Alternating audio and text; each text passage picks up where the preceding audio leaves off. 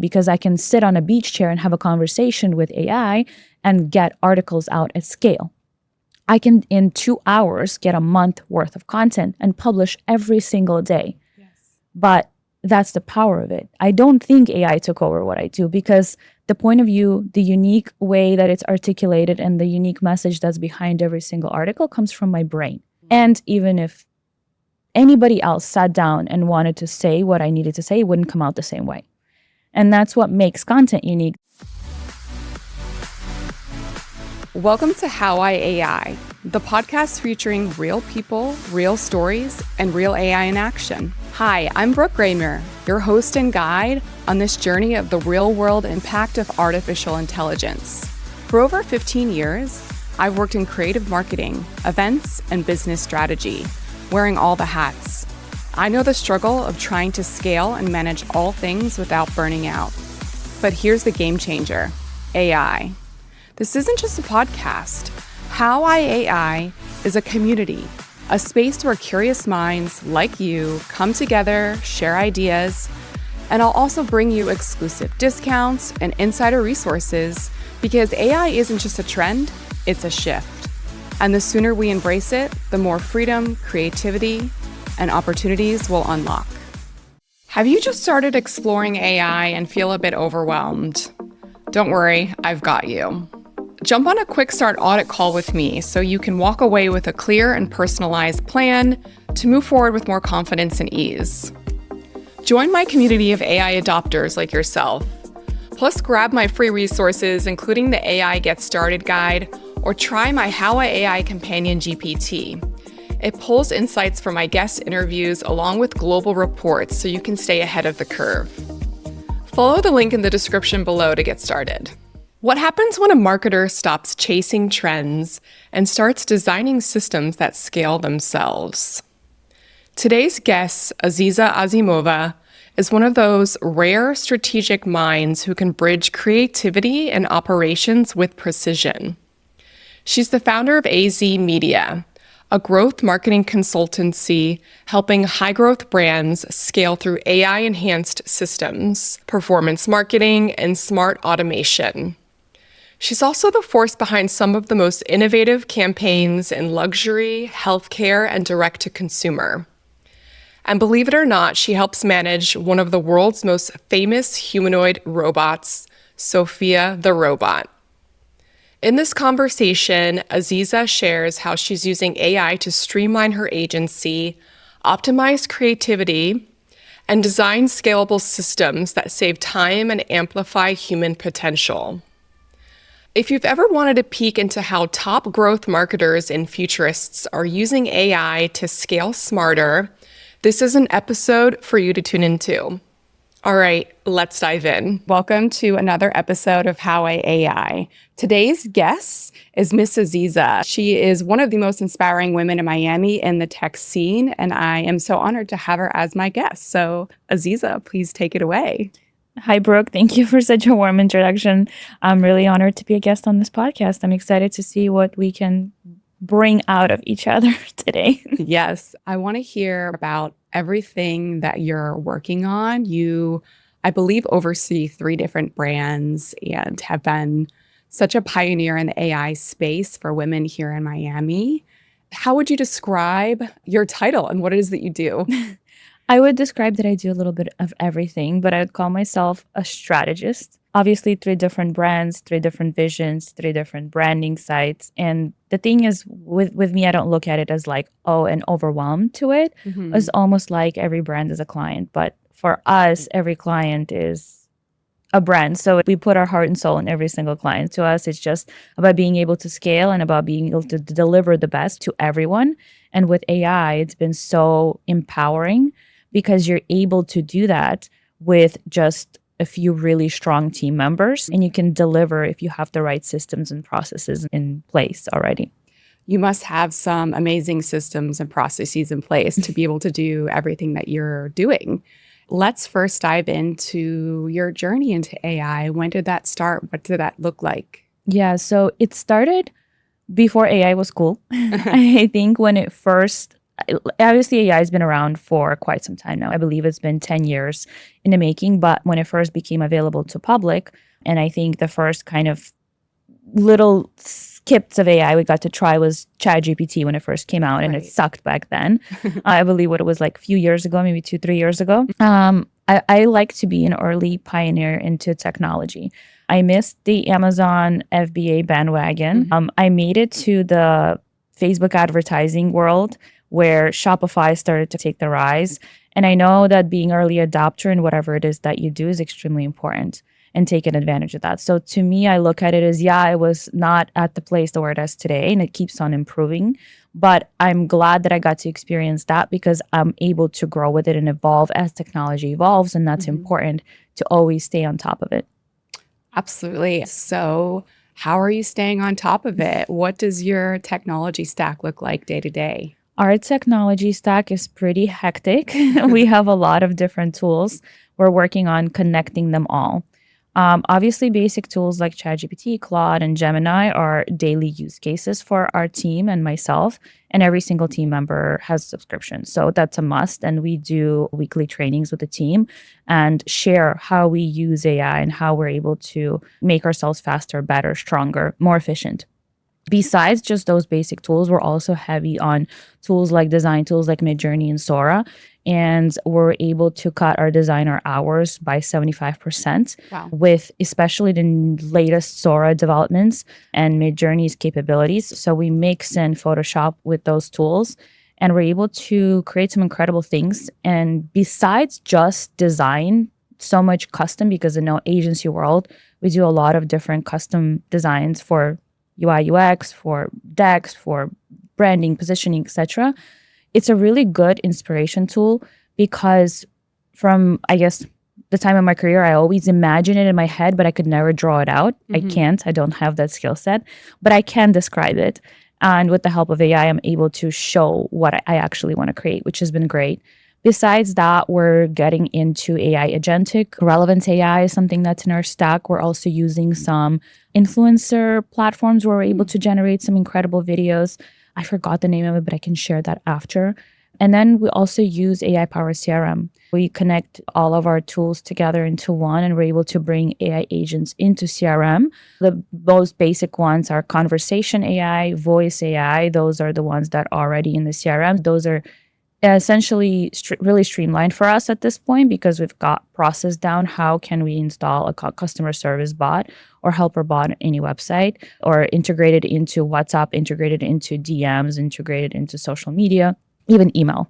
So we're dabbling into that. And I think that's like the most, when you centralize all the tools is when it gets expensive. So that's our stack right now. I'm probably missing a bunch of things, but we have subscription also for decks.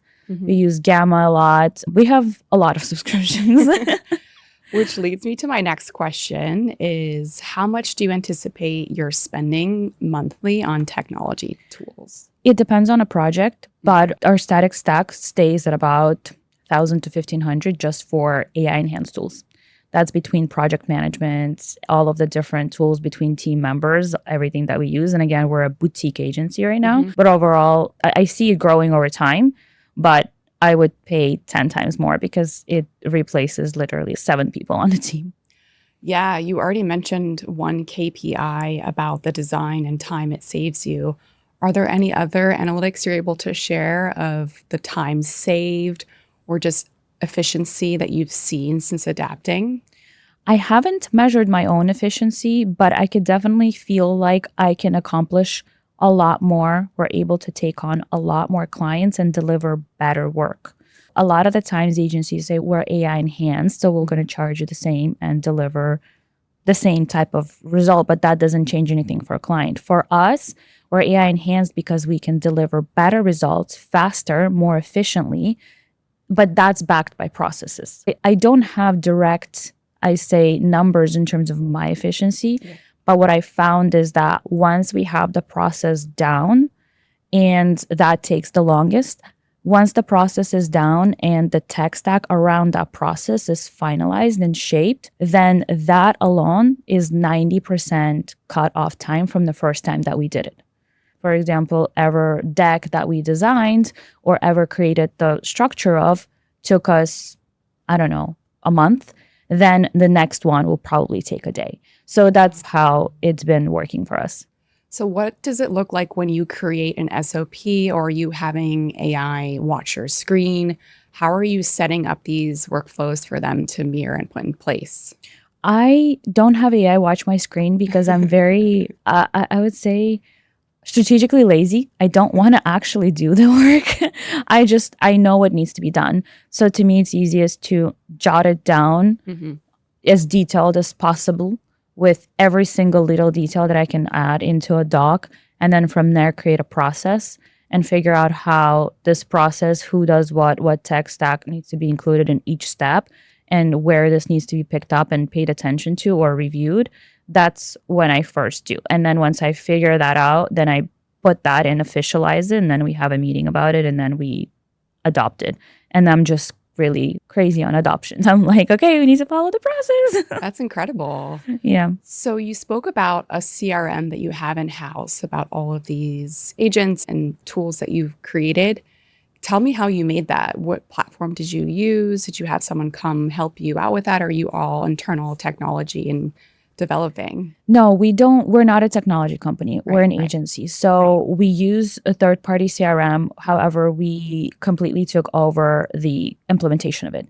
So we implement it. So what we're really good at is creating systems for every business and creating a unique use case for every single client that we have for that CRM. Some clients need it for surface level stuff. Some clients need it for deep strategy, analyzing, closing more deals. Others need it for just specific funnels, right? So it really depends on what we do really well is we create a custom CRM strategy. That's what's behind it. It's not so much of the tools, and then we recommend the tools and we stack the tools around the CRM, what's not already available in there.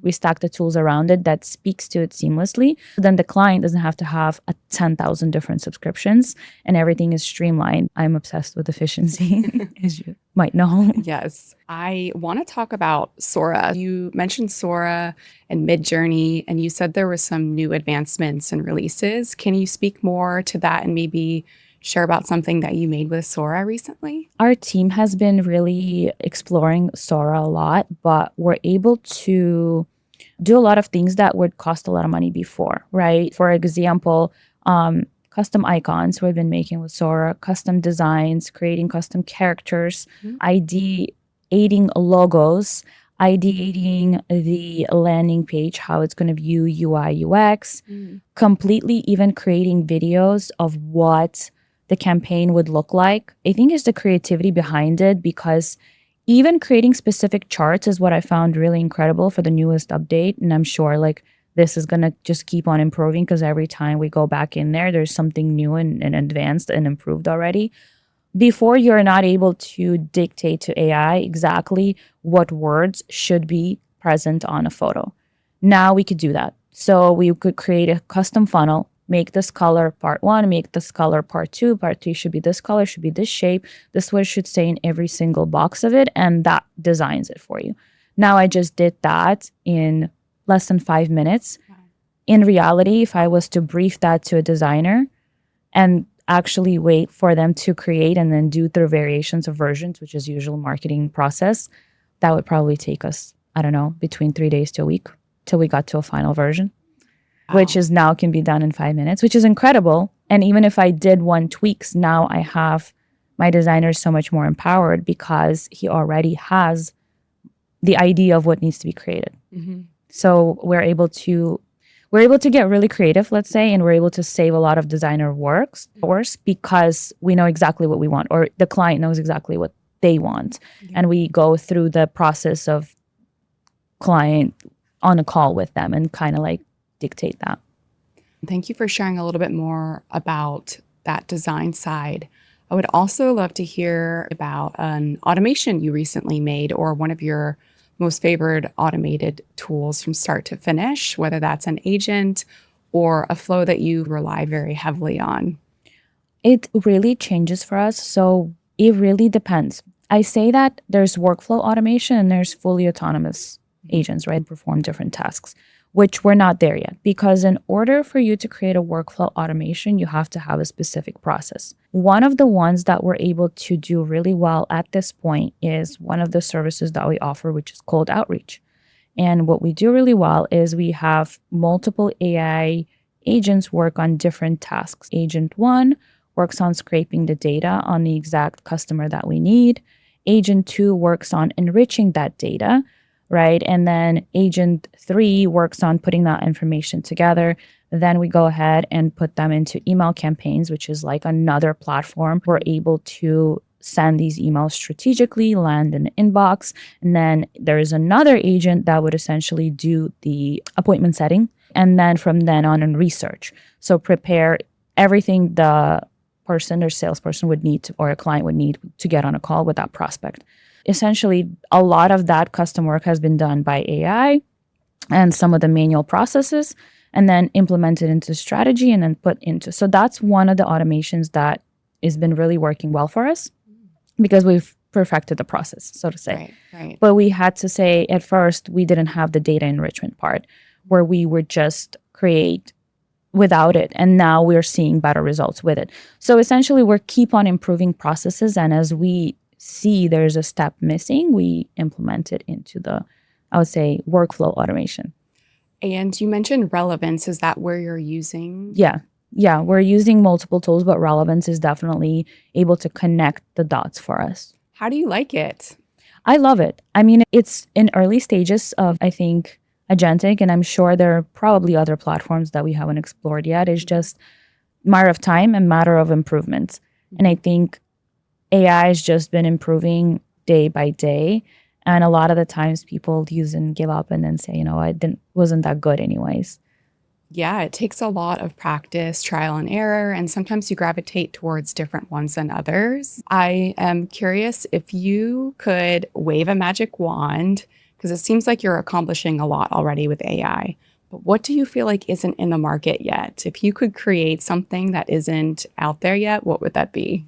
I already feel like I have a magic wand, right? So with this technology, we kind of all do. We're already in the background working on various marketing tools that are mirroring our processes, especially around search engine optimization. We're building a few tools that aren't on the market yet, that are completely backed by strategy, by experience through my time in the industry, over 13 years in marketing and doing search engine optimization, doing all kinds of different acquisition campaigns, strategies. So that's storytelling on UI UX platform. Like, how do you tell a story on a landing page? How do you sell something?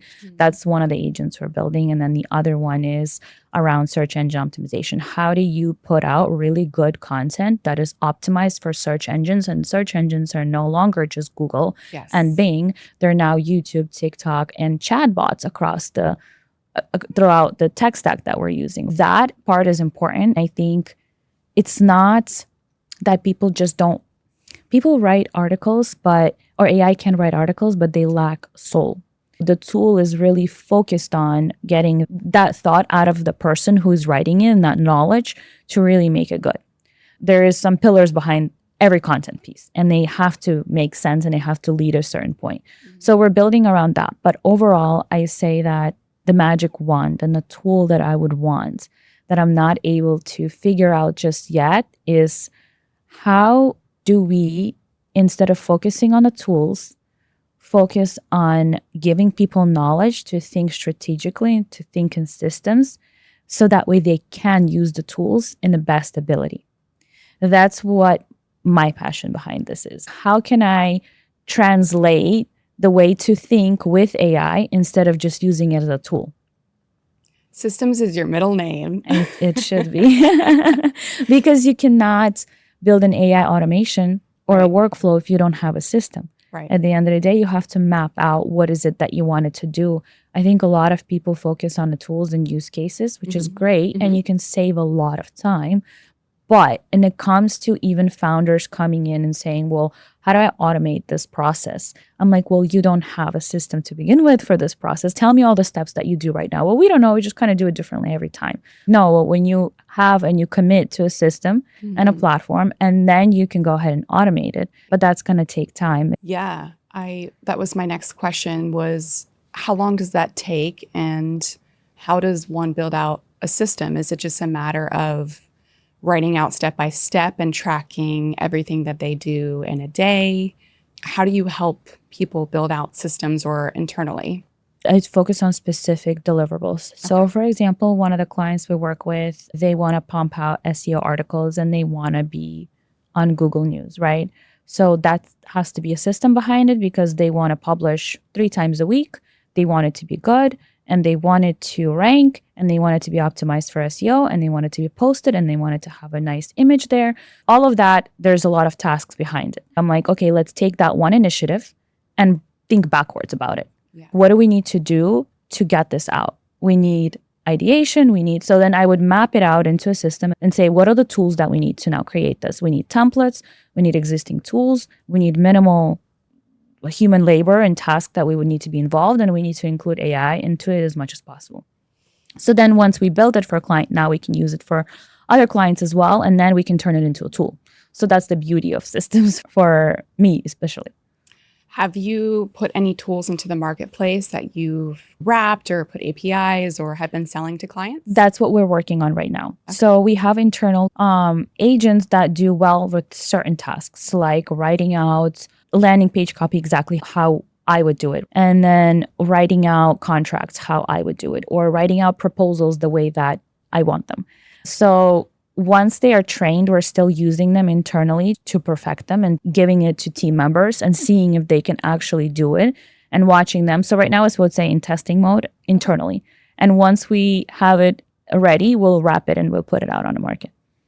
That's exciting. Yeah, super exciting. I am excited to dive into the robotics space. I haven't yet had a chance to speak to anyone in this realm. I can be completely honest, I know nothing about robotics.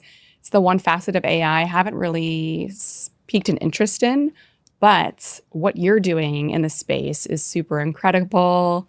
You just had an amazing event here in Miami and had a bit of a robotic celebrity in attendance. So I would love for you to speak about all the work that you're doing with Sophia. And then I'll add some follow-up questions into that because I want to get into robotics now. Yeah, absolutely. Yeah. So another agency of ours provides Sophia experiences, and mainly we use it for experiential marketing campaigns, appearances, experiential marketing, and then helping people tell their stories. What's incredible about it is that right now, robots get a lot of attention. That's what makes it unique, and that attention is the new currency, right? Yes. Right now, we're top dollar for this type of attention. In terms of, there's so many use cases how robots can be used in our marketing world, right? Mm-hmm. For experiential and for telling stories, because they do get a lot of attention. But as we evolve, I think in the next year or two, maybe even sooner, we're going to see robots on day-to-day life, like robots that wash the dishes, robots that do the laundry, and that's not going to be as impressive any longer. But I think right now is the fascination behind robots, and the new era to come is what excites people. We're able to create these experiences using the robots that we have. And for those of the listeners that don't know who Sophia is, do you want to tell us about her? Yeah, absolutely. So we work with Sophia. She's the most advanced world's humanoid. She has 60 facial expressions. She's a citizen of Saudi Arabia. She's the first robot with a credit card. She spoke at UN. She's been in an interview with Tony Robbins, Will Smith. She's been on Jimmy Fallon Morning Show. She has about 15 ranges of arm movement. The unique thing about her is the 60 facial expressions. It took them 5 years to develop her skin. She has lifelike rubber skin, which you could put makeup on. You could even give her eyelashes. You can do mascara. You can put lipstick on her lips. She's also connected to all 4 LLMs.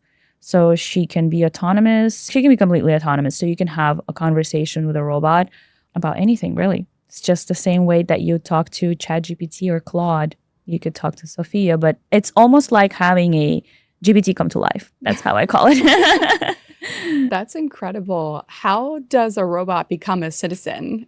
I guess it was maybe a press or maybe a marketing angle. Okay. I guess they had offered it to her as a gift, which is like very hard to become a citizen of Saudi Arabia. Like nobody can get it, but they offered the citizenship to a robot.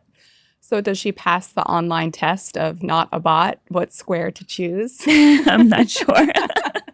People always ask, does she fly first class? I'm like, you want her to? What else have you learned about robotics? Where do you see the industry going? I think that it's quietly taking over a lot of mass manufacturing and production companies, just from what I've lightly read about. But is there anything else that's coming through in the next couple of years in the robotics industry? I think one of the first, kind of like how we think about refrigerators and dishwashing machines, you know, how your great grandma was probably so against it. And she's like, I could do it better with hands. What are you guys talking about? This thing sucks. I think that's where we're at with robots, where a lot of people are going to be like, well, this is not going to work. But it is coming to our homes. It's definitely going to be washing your dishes, doing your laundry, and running errands.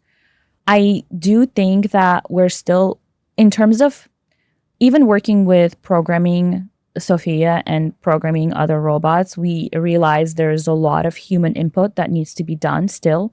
And there needs to be a person behind it for at the stage that we're in right now. So a lot of people say, oh, we're going to lose our jobs and it's going to be completely autonomous.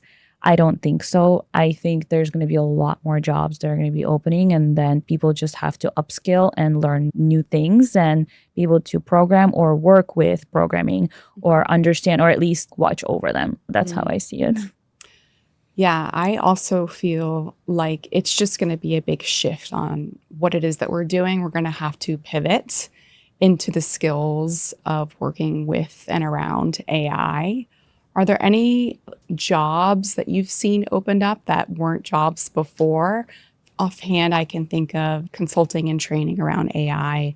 Have you seen any in the robotics space or on the brand and marketing and growth spaces about AI and new jobs that are out there and trends you're seeing? Yeah, absolutely. I think the existing skills and jobs are expanding. So as somebody with a technical or computer science background can now be a robot operator or engineer. We actually hire engineers and robot operators for all of our robots. Wow. And they come with training guidelines and material, and they just takes a few courses or a course and they can actually become a robot operator. That's one of the exciting parts. And in terms of the marketing space, we're seeing more, I would say more on our end, people who are designers or anyone that's already in existing role that is using AI heavily. And that's a heavy interview question on my end, is like, what tools are you using? How well are you using them? How open are you to trying them? And that's just the efficiency part of that. So I think that on the marketing, we're seeing evolvement of like, we're able to have one person do a job of an entire team at some point in the next year. So that's an incredible part of it, because if you have the vision and if you have an ability to think strategically and you can have an ability to multitask and like do multiple things and just more think than do and let AI do and you be the thinker or the strategist behind it, that's where it works for us the best. That's what I found. How I AI is brought to you in partnership with the Collective AI, a space designed to accelerate your learning and AI adoption. I joined the Collective and it's completely catapulted my learning, expanded my network, and showed me what's possible with AI. Whether you're just starting out, seeking community, or want done-for-you solutions, the Collective gives you the resources to grow your business with AI. Are there any specific insights that you want to share around branding? One thing I love speaking about is you touched on just how efficient and everybody's going to be able to nail SEO. They're going to be the top of their game with all of the algorithms and their processes and strategies. What does that then look like when everyone's crushing it? How do you continue to stand out as a brand is one of my favorite questions. I think as easy as it is today, I don't think everyone's going to be crushing it, because we always have those people, just like when internet became available and we had an opportunity to feature our businesses on social media. How many businesses didn't jump on that bandwagon? And they said, you know what, this is not how we, and then they did later. Now, today, you don't rarely find a business without a social account. Before, it was like, no, it's social media is just for kids. Do you remember that? Yes. So now it's the same thing. There are people that are going to jumping on a bandwagon. They're going to get ahead and take advantage, early mover advantage. And there are people that are going to be left behind. However, for the ones that are ahead and efficient and able to figure out a way how you can do more with smaller team and better, those are the ones that are going to win.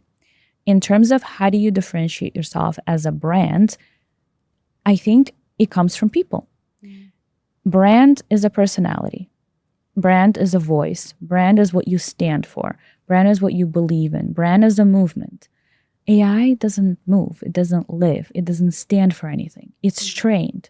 So brand comes from people and people leading the brand and building it and instilling into something in it. So that's, I think, what's going to differentiate is people that are alive, that are able to lead, able to differentiate, live with the soul and lead with the mind and able to relate to other people.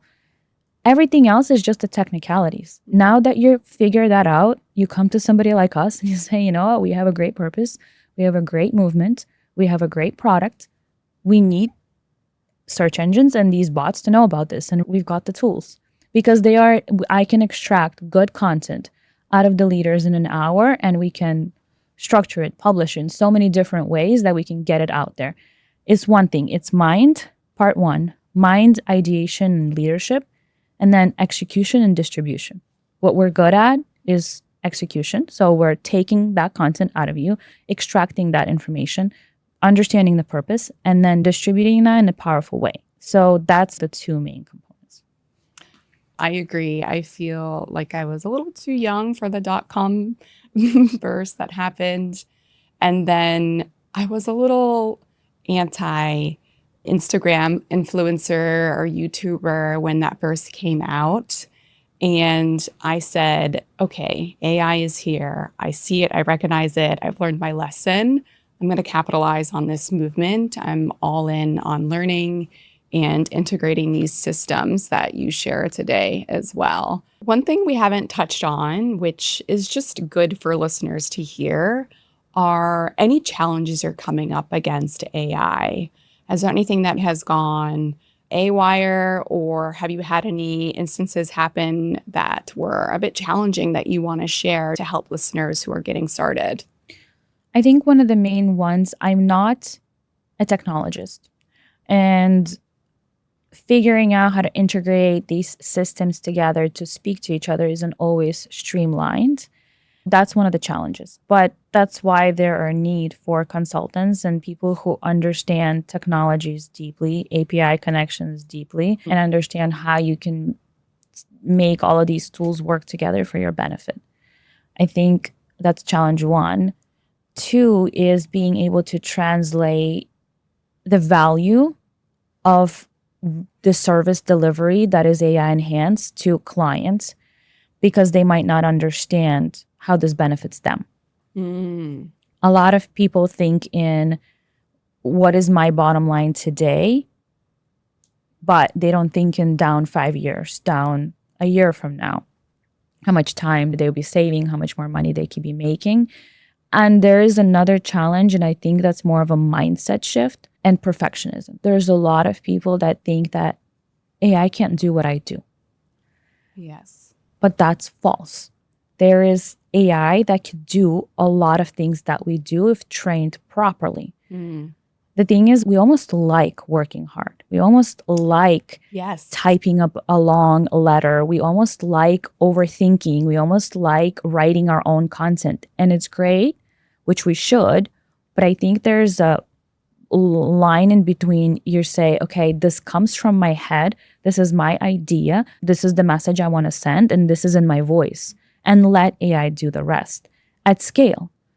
I think a lot of people are still afraid of scale, can't handle the idea or have an identity crisis of no longer unique if AI can do what I do.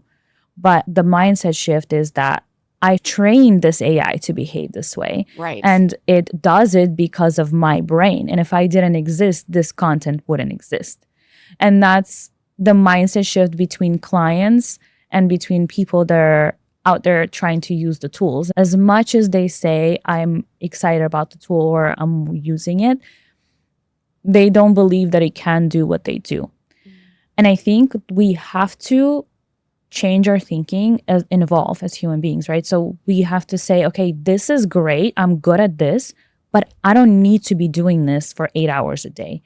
I can evolve. I can learn a new skill. I can sit on the beach and enjoy life, or I can just actually control this whole thing. My personal example is that I've always wanted to start a blog and I wanted to share my point of view in article format. I'm not a writer. I don't know how to write articles, but I do know what I want to share, the message I want to get across, and what I want people to take away from that. I work with AI to make that happen now. And it's easy for me because I can sit on a beach chair and have a conversation with AI and get articles out at scale. I can, in 2 hours, get a month worth of content and publish every single day. Yes. But that's the power of it. I don't think AI took over what I do because the point of view, the unique way that it's articulated and the unique message that's behind every single article comes from my brain. And even if anybody else sat down and wanted to say what I needed to say, it wouldn't come out the same way. And that's what makes content unique. That goes back to our SEO work because it's not a generic thing. I didn't say, ChatGPT, write an article about why marketing is important today or how it's changing the dynamic. And it would be a boring article. And that's when I go back to saying garbage in, garbage out. If you're going to talk to AI surface level, you're going to get a surface level response.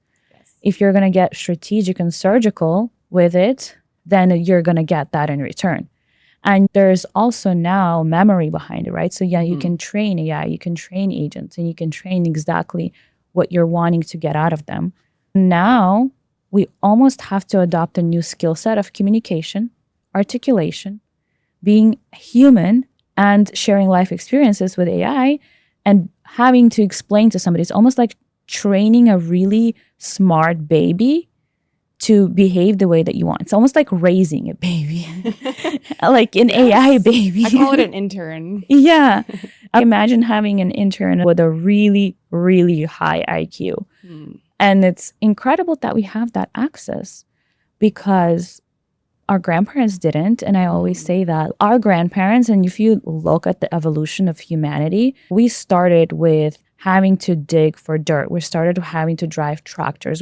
And then we evolved, right? So now we use less physical and more of our brains. And we have to continue to evolve. And I think this technology is what has to force everybody to evolve and think, what is my power? What is my superpower? Because we all have it and we all have a purpose and we all have a message we want to send or a legacy we want to leave behind.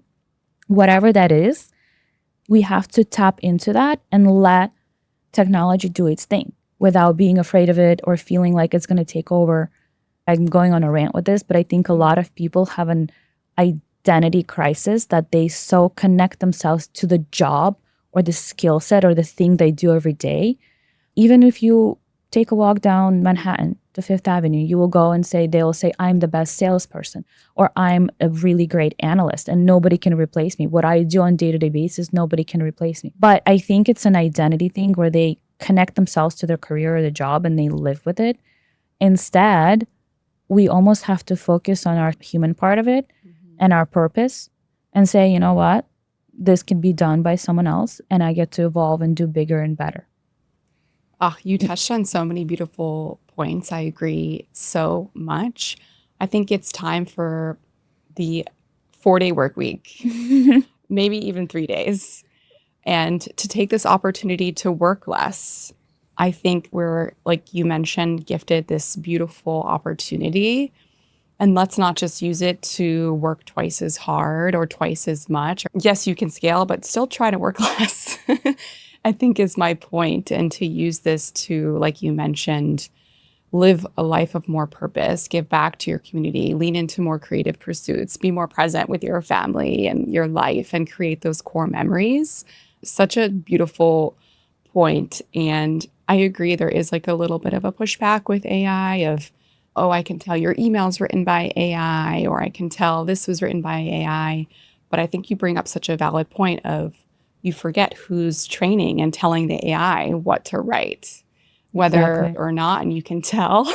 Yeah. I think it's empowering. And I also think there needs to be a big mindset shift around this as well. Absolutely. And going back to saying, yes, some people write emails with AI, and the reason why people can tell is because they're surface level, they're generic, they lack the soul and they lack the message. There's a lot of fluff.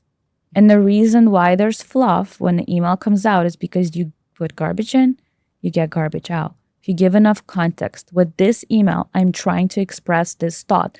This is the action I want people to take reading it. This is how I want them to feel. This is what I want them to click. This is what I want them to think. And when you go deep like that with your prompting and really getting to the bottom of why you're sending that email, it will take you an extra minute or two to prompt it that way, but the result, completely different.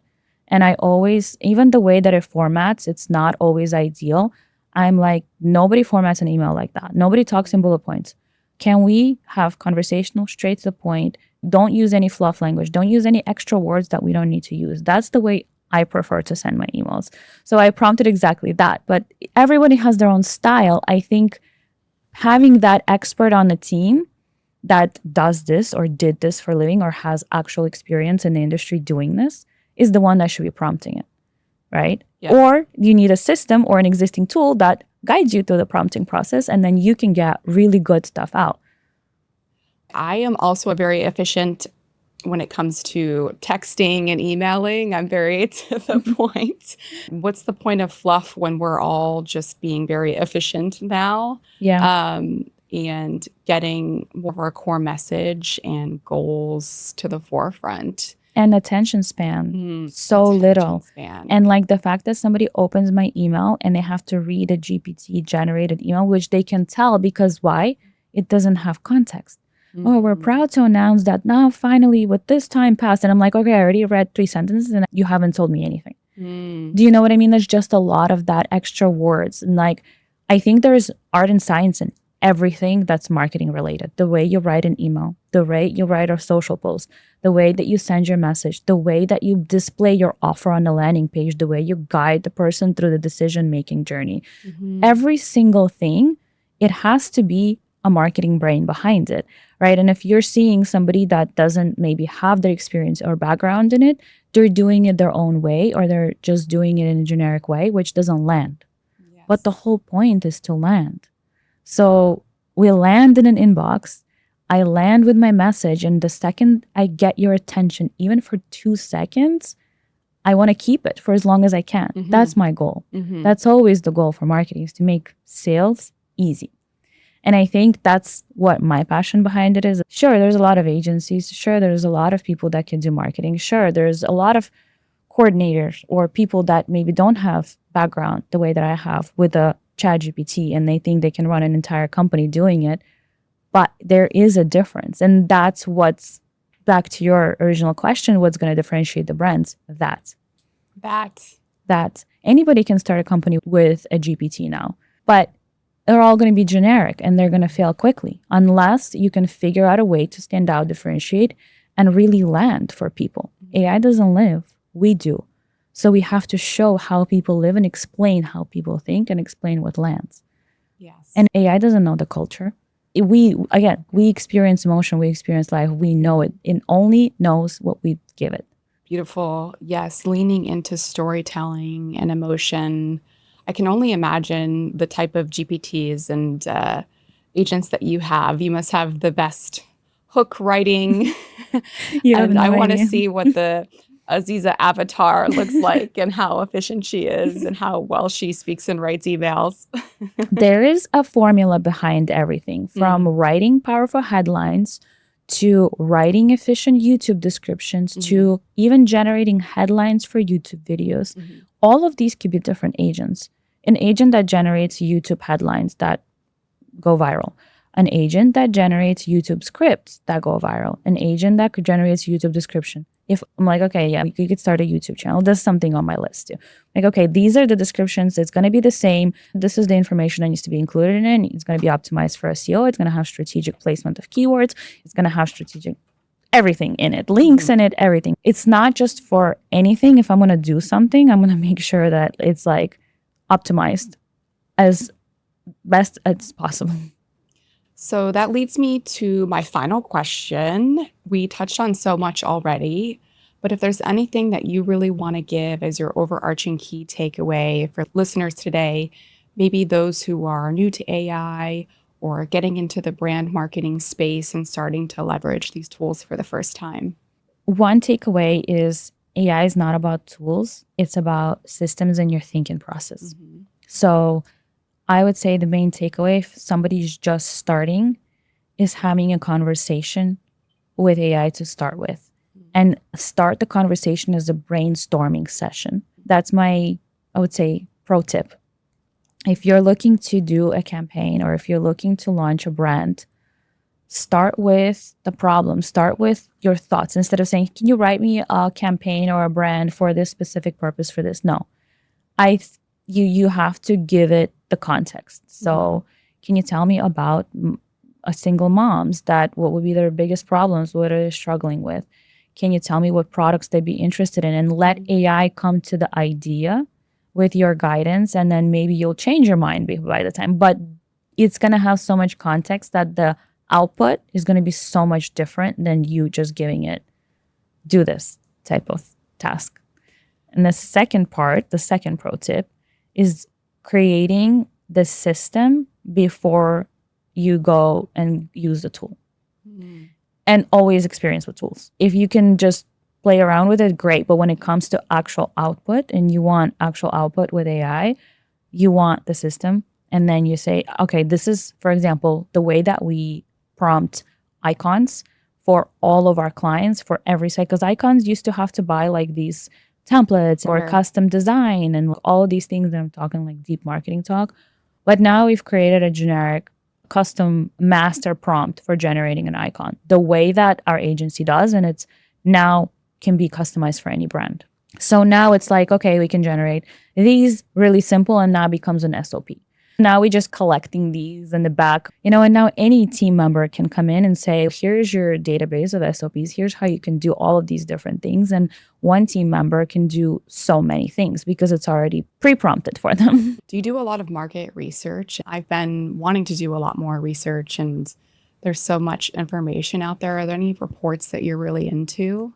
You're talking about like market research with AI tools or with trends, and say you're assigned a new brand or industry, how would you really get in the mind of that core customer? How do you do that research? Do you collect data points or reporting and tools? Yeah, absolutely. There's different strategies. If that was part of the scope, we would have to draw out in terms of like, okay, we're going to interview people or we're going to go collect it or we're going to buy the data or we're going to go talk to people on the phone for 3 days or a week, and we're going to book our calendar with some kind of incentive and have conversations recorded, analyze it, and have our own data point. I think that would be the most powerful way. Is nothing beats talking to your customer because you can buy all the data in the world and still make a bad decision. Thank you so much for everything that you've shared. We packed in so much in here today. I learned a lot. I think my listeners learned a lot.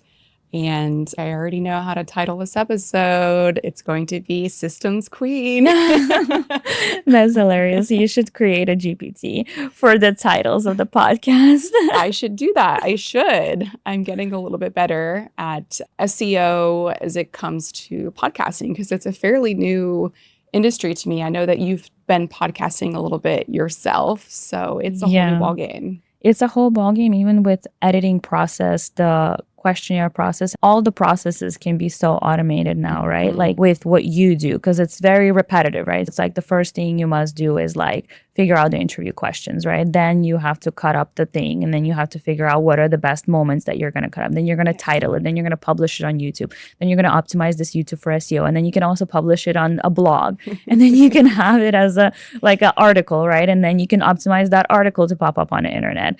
And then you can also create little TikToks around it, which is also going to give you more SEO boost. And then you can also title those with the proper keywords and pack those up. And that's like a whole different distribution channel. Wow. I'm sorry. I'm just. No, you just gave me an amazing flow. And I'm going to do some homework tonight of setting up some new systems and processes in place. Yeah, because if you like just map out everything that you do before the podcast, during and after, and that's like a 3-step system: prior, during, after. That's how I would look at it. And then from then on, you optimize the system every time, right? So I'm going to send a question, and then you can be like, okay, where can I take myself out of the process? Obviously, you should be sitting in this chair. So right now, this is the key.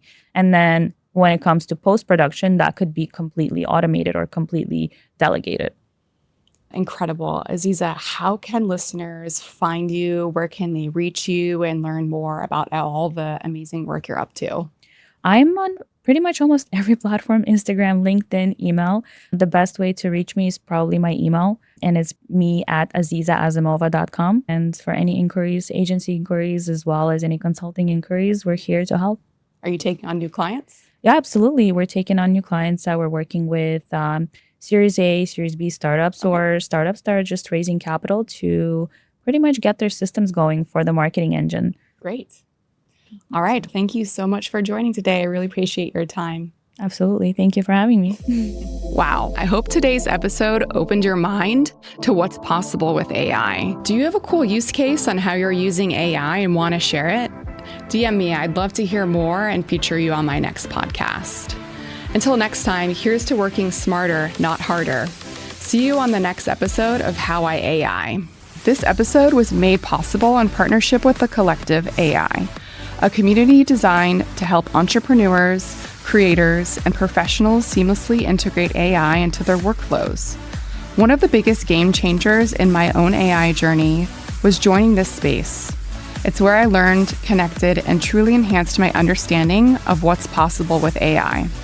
And the best part, they offer multiple membership levels to meet you where you are. Whether you want to DIY your AI learning or work with a personalized AI consultant for your business, the Collective has you covered. Learn more and sign up using my exclusive link in the show notes.